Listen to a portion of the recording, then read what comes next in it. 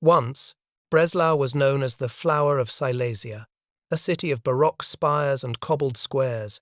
Its university halls drew students from across Europe, its factories and rail yards pulsed with industry, and its river bridges reflected the confidence of a modern German city. Yet by late 1944, that same confidence was being twisted into desperation. The front was moving westward, and with it came a creeping sense that the war's violence long distant was closing in. In August 1944, Adolf Hitler issued a decree. Breslau was to become a Festung, a fortress city to be held at any cost. The order landed like a hammer on the people of Lower Silesia. The man chosen to enforce it, Gauleiter Karl Hanke, was a loyal party official with a reputation for ruthless discipline. He took the title of Kampfkommandant, the city's battle commander, and immediately set about reshaping Breslau from a provincial capital into a redoubt of the collapsing Reich. Factories stopped producing for markets and began developing anti-tank barriers and concrete gun positions.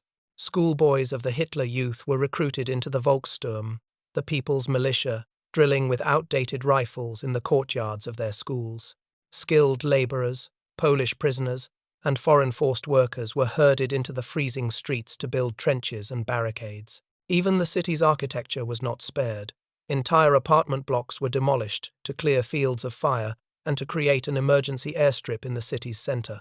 By autumn, propaganda broadcasts hailed Breslau as the bastion of the East, proof that loyalty could halt the Red Army's advance. But behind the slogans, many residents felt only dread. They watched the horizon glow red with artillery flashes from the Vistula and wondered how long it would be before the same guns turned toward them. January 1945 brought that answer and the cruelest of orders. On the 19th, in the dead of winter, Hanke commanded the evacuation of civilians. Trains were gone. Roads were choked with snow and refugees. Thousands, mostly women, children, and the elderly, were forced to leave on foot, trudging westward through temperatures that dropped below freezing. Many perished along the roadside, their bodies later buried under drifts of snow. The soldiers left behind called it Der Todesmarsch, the March of Death, though few dared speak of it openly. Inside the city, the sound of construction replaced the rhythm of daily life. The Oder River froze, and men hacked at it to build ice bridges for supplies. Anti-aircraft guns were moved onto church towers. In the university's grand halls, professors lectured to empty benches, while their basements filled with ammunition crates. Civic pride was replaced by martial preparation. By February, the front line had finally reached Lower Silesia. Soviet spearheads from Marshal Ivan Konev's First Ukrainian Front had broken through German positions east of the Oder. The Sixth Army under General Vladimir Gluzdovsky advanced steadily westward, cutting rail lines and isolating towns.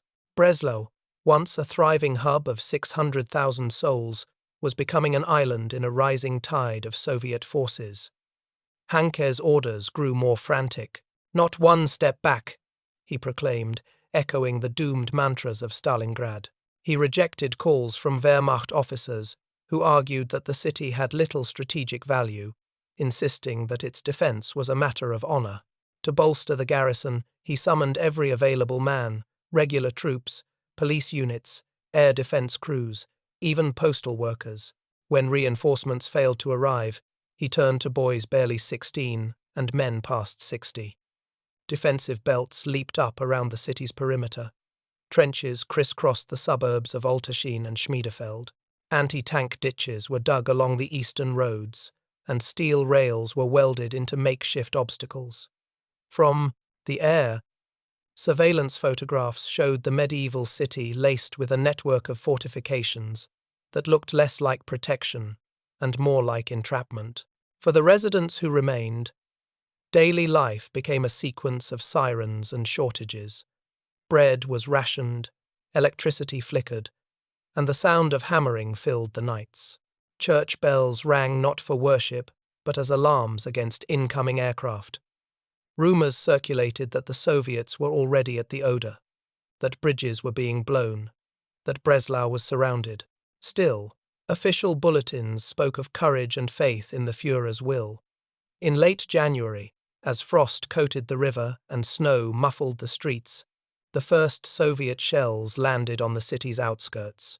People crowded into basements, clutching suitcases and icons. Hanke toured the defences in a black leather coat, promising relief that would never come. Even he seemed to sense the encirclement tightening. His convoy now moved only at night. Yet, for all the fear, a strange fatalism settled over Breslau. "We must stand," one diary recorded, "because there is nowhere left to flee." The fortress mentality had taken hold not from conviction, but from the absence of choice. By February's first week, the last open roads to the west were under fire. The Oder crossings were cut. Soviet patrols prowled the suburbs. General Hans von Alphen, recently appointed to command the garrison, reported to Berlin that the city was nearly encircled and supplies were dangerously low. His message was simple. Breslau could not hold out indefinitely without relief.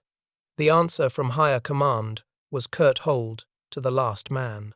On the night of 12 February 1945, the glow of artillery fire on the horizon flared brighter than ever before. The citizens of Breslau stood in their cellars listening to the dull rumble that rolled across the frozen river. Somewhere beyond the smoke, the Red Army's 6th Army was forming its siege line. Inside the city, orders crackled across field radios. Engineers to their posts, Volkssturm to the barricades, anti-aircraft batteries to ground support fire. The fortress was about to be tested, and as the first shells whistled overhead, striking the outskirts at dawn, Breslau's defenders realized that the walls they had built to keep the enemy out had also sealed them in. The siege had begun, and there would be no way out now. By mid-February 1945, the Great Ring had closed. The Soviet First Ukrainian Front, driving westward with relentless precision, had reached the Oder River. From the north and south, units of the 6th Army converged, cutting the last rail lines and surrounding Breslau completely. What had once been an open, trading city was now a sealed fortress, its defenders and civilians trapped together in a frozen maze of ruins and barricades. To the men on the walls, the siege's beginning was unmistakable. The thunder of artillery never ceased. Soviet reconnaissance aircraft circled by day, and at night the city glowed faintly under the orange haze of fires. General Hans von Alphen, in command of the garrison since early February, reported that the encirclement was complete and supplies were already declining. He pleaded for reinforcements from Army Group Center, but his requests went unanswered. To Berlin, Breslau was not a problem to solve. It was a symbol to maintain. Alphen's task was to hold the city for as long as possible. He had around 50,000 men under his command, a patchwork of regular army troops, SS units, Volkssturm, and police formations. Their weapons ranged from modern Panzerfausts to captured Soviet rifles. Ammunition was limited, food was rationed, and morale was uneven. Yet in the fortified zones around the airfields and railway yards, the Germans worked furiously to strengthen their defences. Trenches were reinforced, with rails torn from tram lines. Bridges were wired for demolition. Mines were buried in gardens and streets alike. On 13 February, Soviet assault units reached the southern suburbs of the city. The 273 and 218th Rifle Divisions launched probing attacks near Olterschin, testing the outer ring of defences. The German response was immediate artillery fire from within the city walls, mortars from church spires, and machine guns hidden in the ruins of houses. Fighting flared, died down, and flared again, but the pattern was clear. The Soviets would slowly squeeze the city, cutting off its roots one by one. For the people trapped inside, daily existence narrowed to survival. Gas, electricity, and running water had failed in most districts. Wells were dug in courtyards. Bread rations fell below half of pre-war levels. The city administration, operating from underground bunkers, issued proclamations extolling sacrifice and endurance. They did little to feed the hungry or calm the frightened. Hanke's voice echoed across the airwaves. "Breslau stands as the shield of the Reich," he declared, "and every man, woman, and child is part of its defense." But even among the faithful, confidence was waning. Alfen himself clashed repeatedly with Hanke, arguing that blind fanaticism would doom them all. To the Gauleiter, any talk of retreat bordered on treason. With ground routes severed, the only lifeline left was the sky. In early March, the Luftwaffe began an airbridge to the city, a desperate echo of Stalingrad. From airfields near Görlitz and Dresden, transport planes flew low over Soviet lines to drop supplies and evacuate wounded soldiers. The flights were challenging. Soviet anti-aircraft fire claimed many before they even reached the city perimeter, yet the garrison celebrated each successful landing as a victory. The improvised airfield in the city centre, once a park and residential quarter, became the beating heart of Breslau's survival. By night, crews guided incoming planes with flares and torchlights, unloading crates of ammunition and sacks of bread while shrapnel whined overhead. Children rummaged through the discarded parachutes to make clothes and bedding. Every litre of fuel, every packet of medical supplies, every loaf of bread that reached the city was a small miracle. Still, the flow was nowhere near enough. Reports from the commandant's office noted that by mid-March, the garrison had only half the ammunition needed for sustained fighting. Horses were slaughtered for food, and ration cards for civilians listed turnip soup as the daily meal. Diseases began to spread: typhus, dysentery, pneumonia fueled by overcrowding in the shelters and the lack of clean water. Outside the city, the Soviet siege tightened further. Heavy artillery pieces, some 280 mm in caliber, were rolled into position along the riverbanks. Observation posts were established in surrounding villages. The Red Army's engineers constructed float bridges to move tanks and supplies across the Oder, preparing for the final reduction of the fortress. The first large-scale Soviet assault came on 22 February. Waves of infantry, supported by T-34 tanks and self-propelled guns, struck at the southern districts. The defenders fought back with fierce determination, turning every street into a barricade. Anti-tank ditches forced the Soviet armor into narrow lanes, where ambushes awaited. After several days of combat, the attackers pulled back, leaving hundreds of dead behind. For the Germans, it was proof that Breslau could still hold. For the Soviets, it was a sign that they would have to grind the fortress down, block by block. General Alfen's situation reports grew more desperate. Ammunition stocks were critically low. Hospitals overflowed. Morale among Volkssturm units was collapsing. Still, higher command demanded that the city hold, for months if necessary. To replace the losses, the defenders drafted anyone who could carry a rifle. Boys barely 16 stood alongside old men in the trenches, their faces grey with fatigue and ash. In early March, Berlin intervened once again, but not with relief. General Hermann Niehoff was sent to replace Alfen as the fortress's commander. The change reflected political calculation more than military logic. Hanke had lost patience with Alfen's pragmatism. Niehoff, an officer of steady temperament, inherited a city already starving and half in ruins. His first act was to restore discipline. Deserters were to be shot, hoarders punished, and communication lines repaired. By then, the siege had entered its second phase. Soviet artillery pounded the outer districts relentlessly, reducing entire blocks to rubble. Each explosion sent clouds of brick dust billowing into the winter sky. Within the encirclement, the garrison's world shrank to basements, trenches, and the few surviving cellars where commanders marked positions on maps already out of date. The only sense of motion came from above the drone of incoming planes, the scream of shells, the low thunder of Soviet guns, the civilians huddled in the dark, whispering that spring might bring an end. But spring, when it came, brought only more fire. By late March, the siege line was impenetrable. Soviet observation balloons hung over the city, directing artillery fire with ruthless precision. Any movement on the streets drew sniper shots. Within the fortress, the ration for civilians was cut again, barely 300 grams of bread a day, often mixed with sawdust. Yet, the city endured. Whether out of fear, loyalty, or simple inertia, Breslau still held. The Airbridge, though faltering, continued to deliver fragments of hope. Each night, people looked skyward for the glimmer of aircraft lights, praying they would make it through the storm.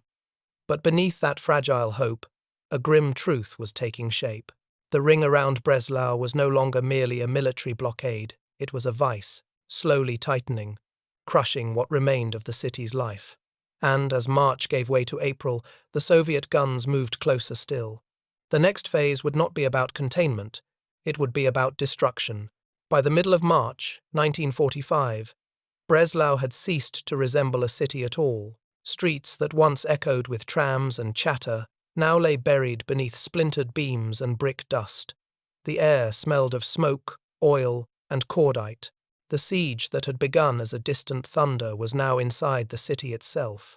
The line between front and rear, between soldier and civilian, had vanished.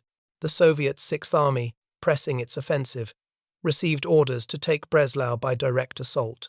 On 19 February, their plan had been approved.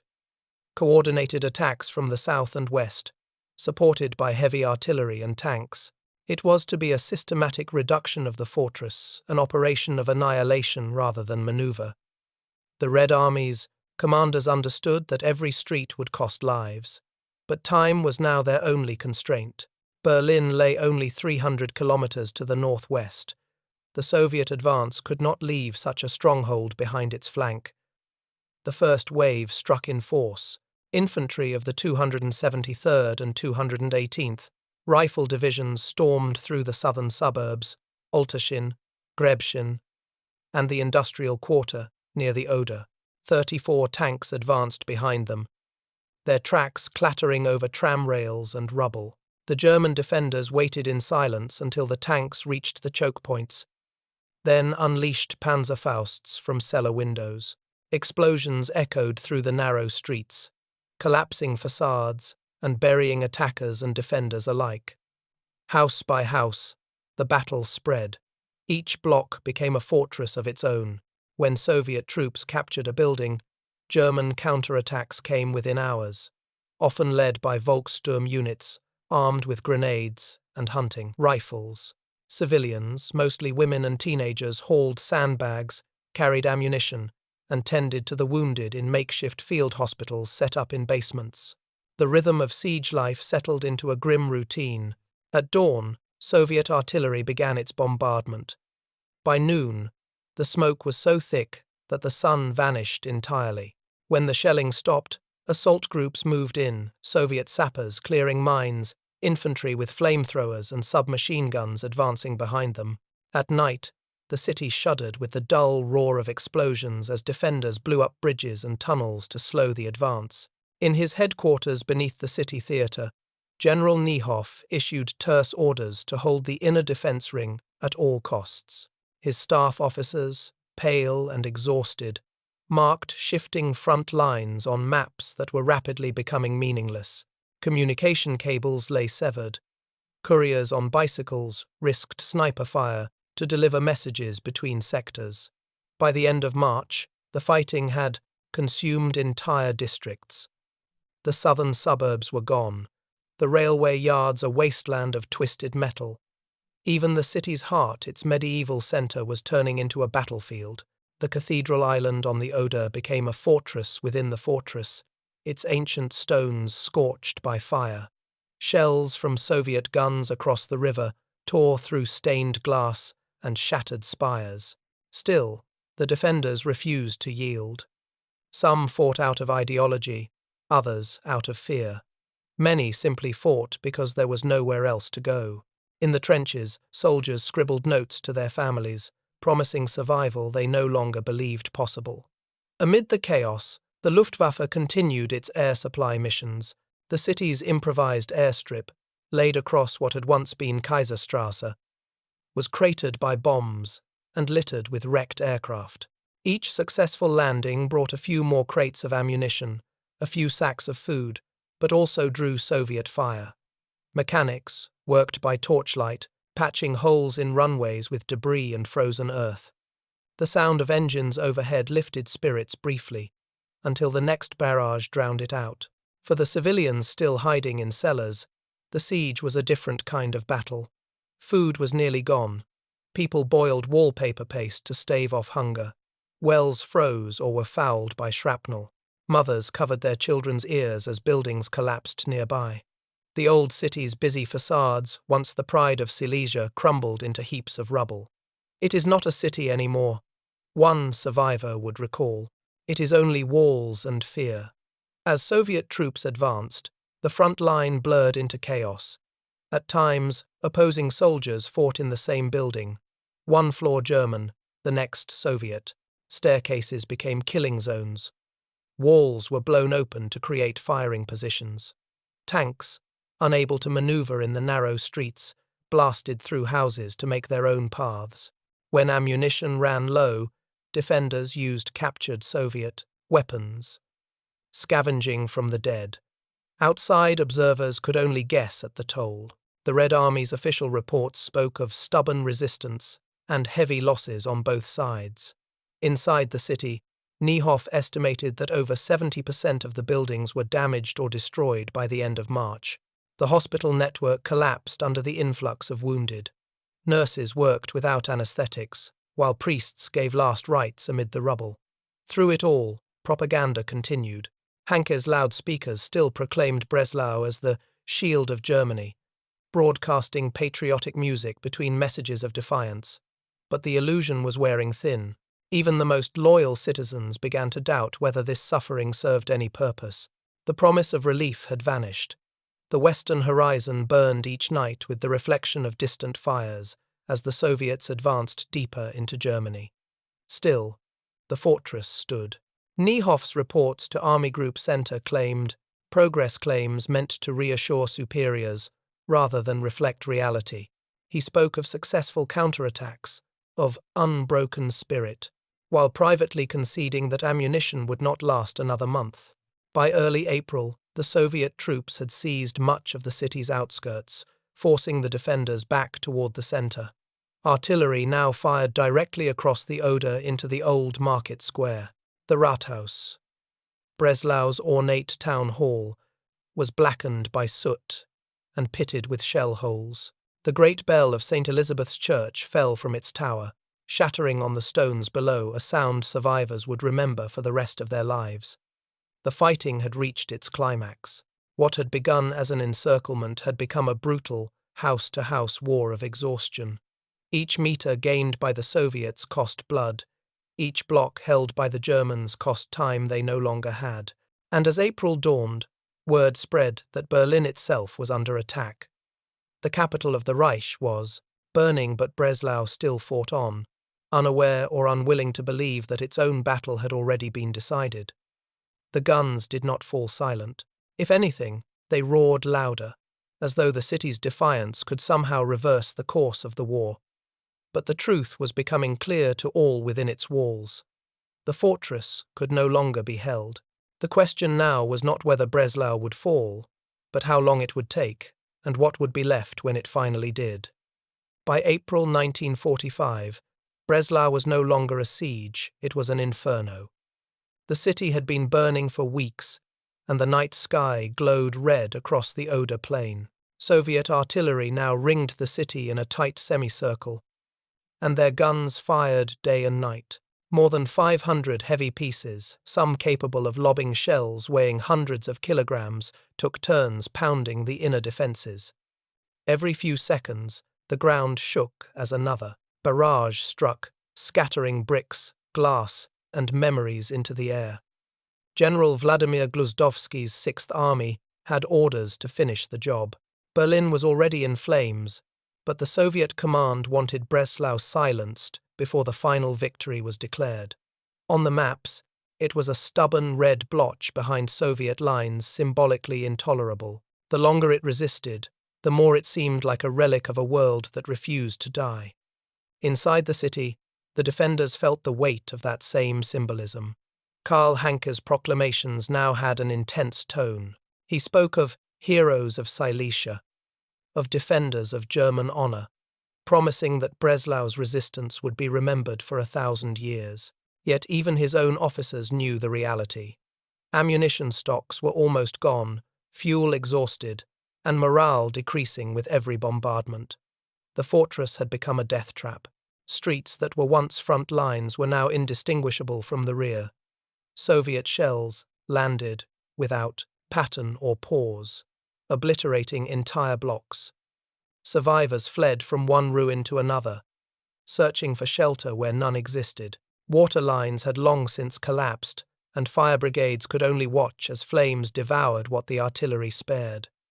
When food deliveries failed, soldiers rummaged from abandoned cellars and horse remains. For the Soviets, the advance was just as brutal. Every street, every basement, had to be cleared by hand. Tanks could barely maneuver in the narrow medieval alleys, so they blasted their way through walls and gardens. The T-34s rumbled forward, supported by self-propelled Su-152 assault guns, whose shells tore open entire buildings. Each time the infantry followed, snipers and Panzerfausts greeted them from unseen holes in the rubble. By mid-April, Soviet commanders adopted new tactics. Rather than charging block by block, they eradicated entire districts with artillery before moving in. It was methodical destruction, slow, overwhelming, inevitable. Even Soviet correspondents described the siege as a storm that eats a city. For every meter gained, dozens fell. But the noose was tightening. From his bunker, General Hermann Niehoff recorded the city's disintegration with cold precision. The outer ring had been crushed. The defenders now held a core less than 5 kilometers across. Every available weapon was pressed into service. Anti-aircraft guns lowered to fire at street level. Captured Soviet mortars turned against their former owners. Yet the more fiercely the defenders fought, the more certain it became that they were only delaying the end. Among the ruins, propaganda leaflets fluttered like dead leaves. Soviet loudspeakers blared across the front lines, offering safe passage to anyone who surrendered. "Breslau is doomed," they said. "Save your lives while you can." Few dared to believe it. Deserters were shot. Even the rumor of surrender meant execution. Still, in the cellars, people whispered that the war was ending, that Berlin itself was under siege. If true, then why was Breslau still fighting? By late April, the city's airstrip, its lifeline to the outside world, was finally destroyed. Soviet artillery had ranged it perfectly, reducing it to a field of craters. No aircraft could land or take off now. The Luftwaffe tried parachute drops at night, but most fell into Soviet lines or were lost in fires. The Airbridge, as propaganda had called it, was gone. Breslau was completely cut off. In the shattered hospitals, doctors worked by candlelight. There were no anesthetics left, no morphine, not even clean bandages. In one ward, wounded soldiers were laid side by side on straw, their faces pale beneath the flickering light. The smell of infection and smoke hung heavy. Some prayed aloud, others lay silent, staring at ceilings that trembled with every detonation. The civilians, what few remained, lived like ghosts.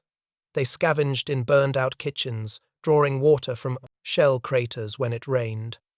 Entire families lived in basements, emerging only at night. The once grand streets of the old town were now fields of rubble, where only the occasional statue or pillar hinted that a city had once stood here. And yet, for all the destruction, Breslau's defenders did not break. Niehoff enforced discipline with a mixture of calm and cold resolve. "Hold your sectors," he told his officers. "There is still honor in order." But even he began to understand the futility. Reports from outside confirmed that Berlin was collapsing, that Hitler's armies were disintegrating across Europe. On the 25th of April, Soviet and American troops met at the Elbe. The war's end was visible to everyone except, perhaps, to those trapped inside Breslau's walls. The fighting entered its most desperate phase. The Soviets advanced street by street through the inner city, their artillery pounding the remaining strongpoints: the university, the cathedral, the railway station.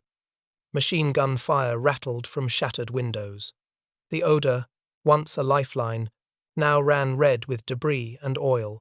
Soviet troops waded through waist-deep water to reach the bridges, only to find them blown apart by retreating Germans.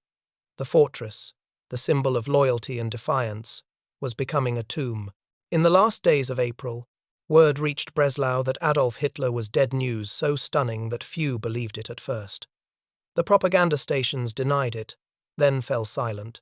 Hanke ordered renewed resistance, calling Hitler's death a test of faith. But privately, even his guards whispered of escape. Outside, the Soviets pressed closer. Their artillery shifted to direct fire against the city center itself. Each explosion seemed to erase a piece of history. The town hall, the theaters, the libraries, all gone within days. Soviet journalists accompanying the troops described scenes of indescribable devastation. The city burns like a single torch. The people move, through smoke like shadows. By the first week of May, the end was clearly at hand. The defenders were out of food, out of shells, and nearly out of men. The Volkssturm had ceased to exist as a fighting force. The few who remained clung to ruins with rifles they could barely fire. In the command bunker, Niehoff studied the reports in silence. His telegraph to Berlin went unanswered. There was no Berlin left to answer. The guns thundered one last night, but even their fury sounded hollow. Dawn came with an eerie calm. Soviet troops advanced into the burning center, meeting scattered resistance. The once proud fortress of the east had become a shattered carcass. Breslau had been promised immortality through its defiance. Instead, it found only ruin. Yet even as the last shells fell, neither side declared the siege over. For a few more days, the city lingered between life and death, between surrender and extinction. The next chapter of Breslau's ordeal would not be written in gunfire, but in silence, when its commanders finally faced the truth that even fanaticism could not ignore. Beneath the roar of artillery, beneath the collapse of towers and bridges, another war unfolded, one without rifles or uniforms. It was the war of the civilians who had not escaped before the ring closed. By April 1945, tens of thousands of them remained inside Breslau, sealed within its ruins like ghosts haunting their own city. Their days began in darkness and ended in smoke. Basements became living quarters, air raid shelters, and graves all at once. Families shared corners of cellars with neighbors, strangers, and soldiers too wounded to fight. The air was thick with the smell of coal dust, unwashed bodies, and burning timber. When the shelling paused, silence itself was terrifying, a signal that the next barrage might be seconds away. Most of those who had survived the January evacuation order were the ones who couldn't leave. The old, the sick, mothers with small children, and workers conscripted into building fortifications. The immigration in winter had claimed thousands on the roads, and those who stayed behind believed they had chosen life. Instead, they found themselves imprisoned in a fortress built for someone else's war. By March, every part of civilian life had been drawn into the machinery of defense. Women filled sandbags for barricades and boiled snow for water. Teenagers carried ammunition and messages through the shattered streets. Forced laborers, Poles, Ukrainians, and prisoners from nearby camps were driven at gunpoint to dig trenches and repair damage under fire. Many died in silence, buried where they fell, their names lost to the rubble. The city's rationing system had collapsed. Bread was made from ground acorns, sawdust, or anything that could stretch the flour. Horse meat was a luxury. Dogs, cats, and pigeons disappeared. In some districts, the only water came from bomb craters filled with rain. People risked sniper fire to reach them with buckets. Disease followed soon after. Typhus and dysentery spread in the overcrowded shelters, while doctors worked without medicines or anesthetics. The hospitals themselves were scenes of quiet horror. In the basement of Street Maria's, surgeons operated by candlelight, their scalpels sterilized over flames. There were no morphine reserves, so patients were told to bite on a cloth as limbs were amputated. When the shells struck above, plaster dust rained down on the wounded. A nurse later recalled, "We stopped counting the dead when the living became too few to bury them." Yet, amid the desolation, acts of humanity persisted. Priests moved between cellars offering prayers, sometimes to people of no faith. Teachers gathered the children to recite poems, so they might, for a few minutes, forget the noise above. Civilians shared scraps of food with soldiers who had nothing left to eat. Propaganda still tried to reach them. Loudspeakers in the main squares played military marches, interspersed with Karl Hanke's exhortations to resist. Few listened anymore. The radio promised that reinforcements were coming, but by April, everyone knew that the world beyond the city's walls had already fallen silent. Berlin was besieged. The Reich itself was disintegrating. Breslau's defiance no longer served a strategy. It served only as an illusion. The pressure grew unbearable. Shells fell day and night. Fires raged without pause. At night, the city's glow could be seen for miles. Soviet artillery units called it the Burning Island. Inside that island, survivors began carving out their own small refuges. Some hid in church crypts, others in sewers that doubled as escape tunnels for messengers. The noise of war was constant, but hope, somehow, lingered. In the final week of April, rumors spread that the Soviets had surrounded Berlin and that Hitler was dead. Dared say it aloud. In Hanke's bunker, such talk was punishable by death, but in the cellars, people whispered prayers of gratitude, not for victory, but for an ending. Local clergy, led by the city's senior priests, began secret discussions about surrender. They could see that nothing remained to defend. The civilians were starving. The soldiers had lost the will to fight. On 4 May, a delegation of churchmen attempted to reach General Niehoff's headquarters. They pleaded that further resistance was pointless, that every hour cost more innocent lives. Niehoff listened in silence. His face, they said later, looked not defiant, but hollow. He promised to consider all possibilities. That same night, Karl Hanke vanished. He boarded a small aircraft under the cover of darkness and fled the fortress he had vowed to defend. Word spread quickly, whispered at first, then openly, "Hanke is gone." For many, it felt like permission to stop pretending. By dawn, fires still raged in the market square, and Soviet guns continued their bombardment, but something fundamental had shifted. The fortress had lost its voice. For the first time, the remaining civilians ventured out of their shelters to search for relatives, to pull the wounded from rubble, to bury their dead. They found a city, barely recognizable. The Oder bridges lay twisted and broken. The Cathedral district was a blackened ruin. The airfield had vanished under craters, the old town hall reduced to rubble. Out of 600,000 residents, only a fraction remained alive and inside the siege ring. Many of them were too weak to walk. When Soviet patrols entered the outer districts, the civilians did not resist. Some waved white cloths from windows. Others simply stood in the open, dazed. One Red Army lieutenant wrote that he had never seen people so silent. They looked at us not as enemies, but as men from another planet, men from a world where war had already ended. But the siege had not yet officially ended. Negotiations were still to come, and the last shells were still falling. For the people of Breslau, survival remained a fragile thing, measured hour by hour. In those final days before surrender, the city's suffering reached its quietest, cruelest peak. There was no more fuel for the fires, no more strength for the cries. Only the wind moved through the ruins, carrying the smell of ash and the faint murmur of prayers. And as night fell on 5 May, that silence deepened, a sign that the fighting was almost done, but not yet over. The fortress still stood, battered and starved, waiting for someone to finally say the words that would end it. By the first days of May 1945, the siege had become a performance without an audience. The Reich, it was meant to defend, no longer existed. Berlin had fallen, Hitler was dead, and German radio had gone silent. Yet, in Breslau, the guns still fired, as if the city itself hadn't yet realized the war was over.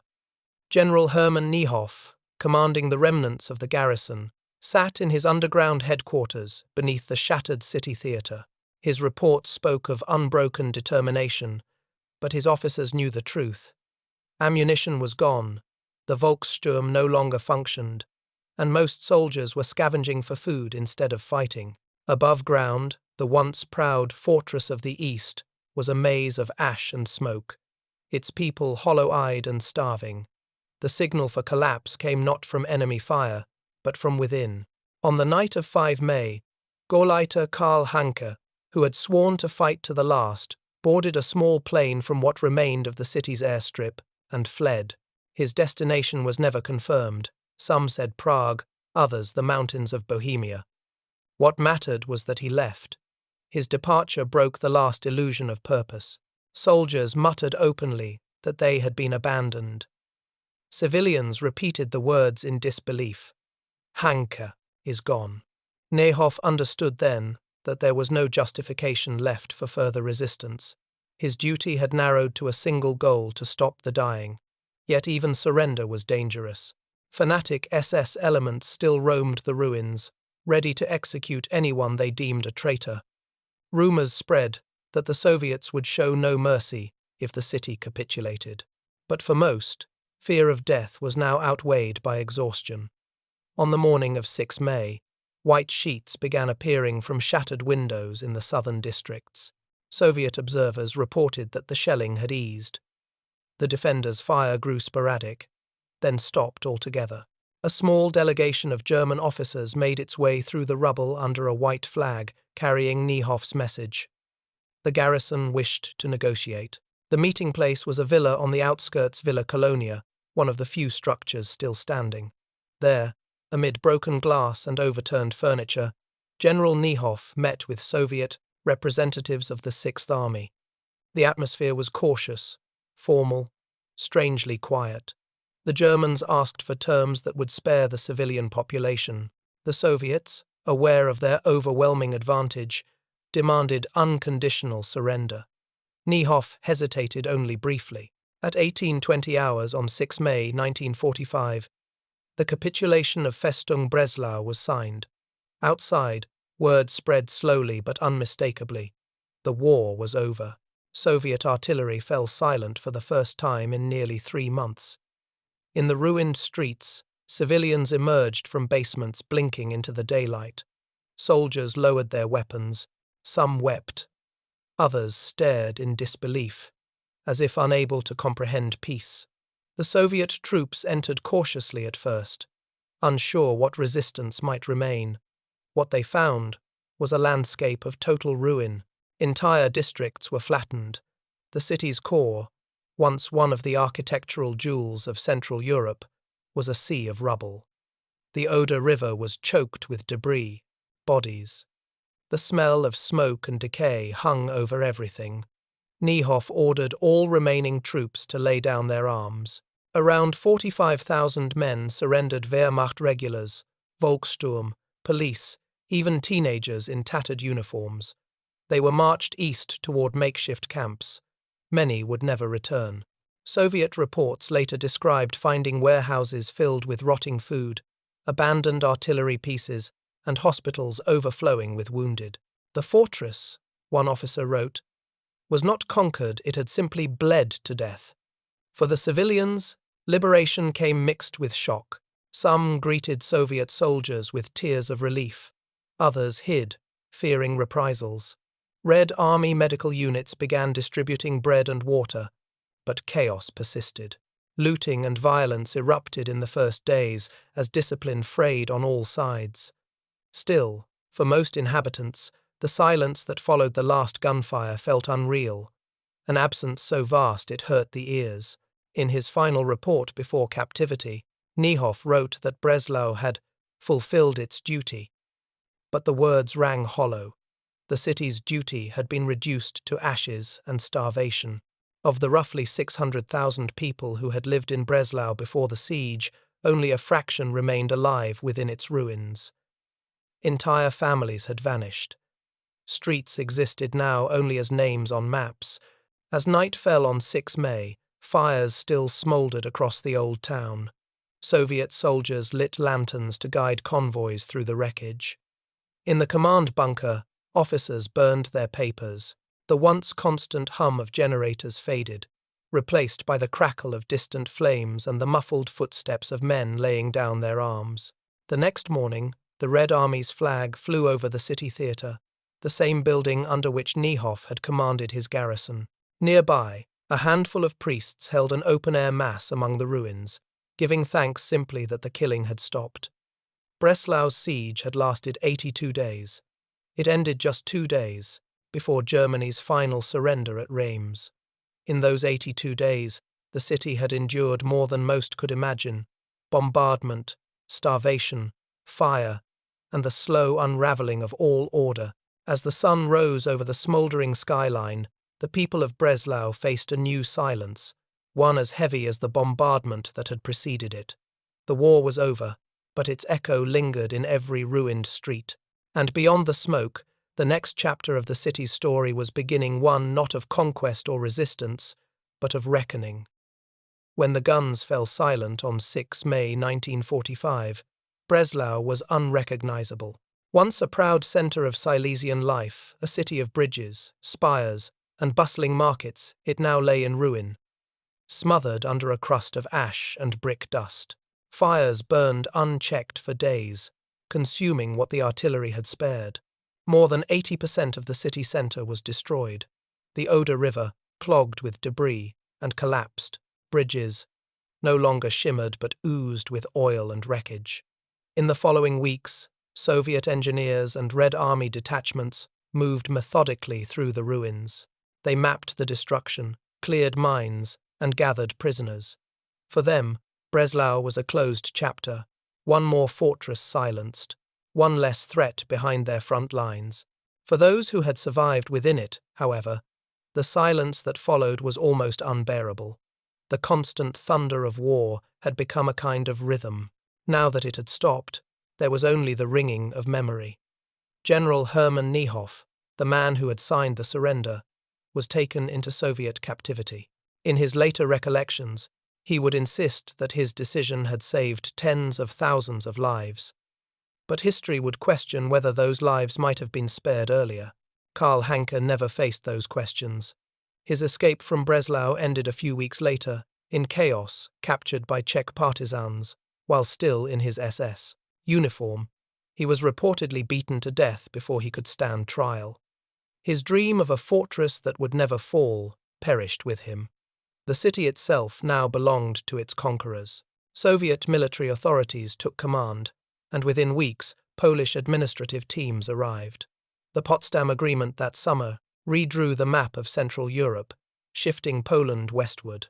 Breslau was to become Wrocław, no longer German, but Polish.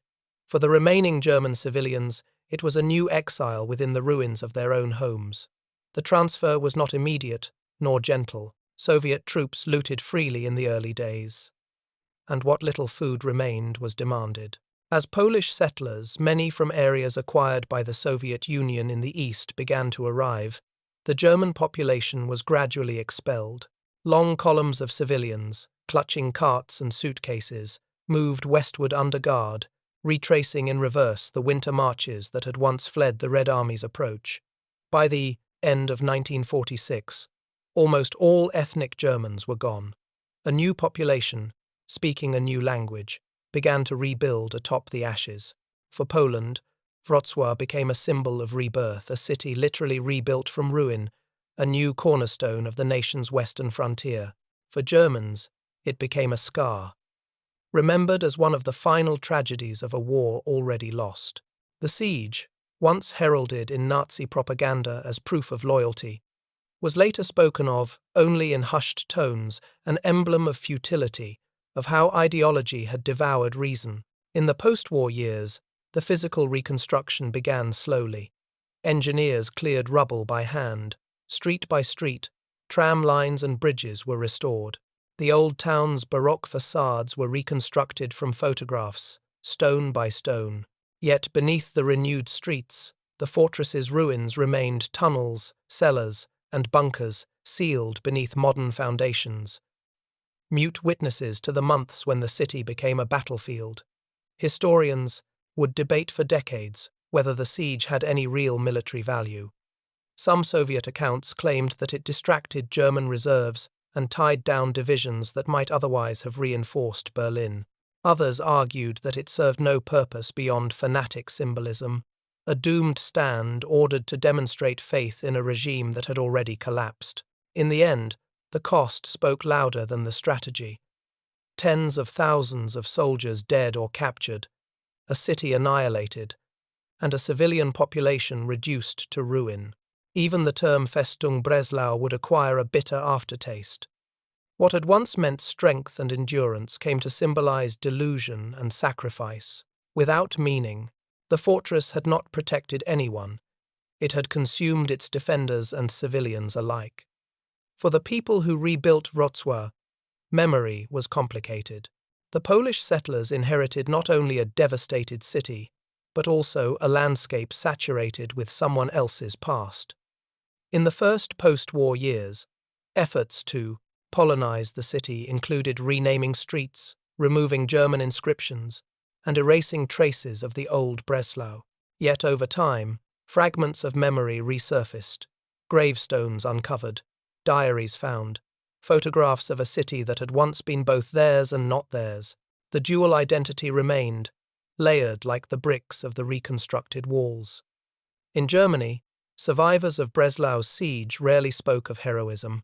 Their memoirs were filled instead with hunger, cold, and disbelief, a sense that they had been abandoned by leaders who demanded sacrifice but offered no salvation.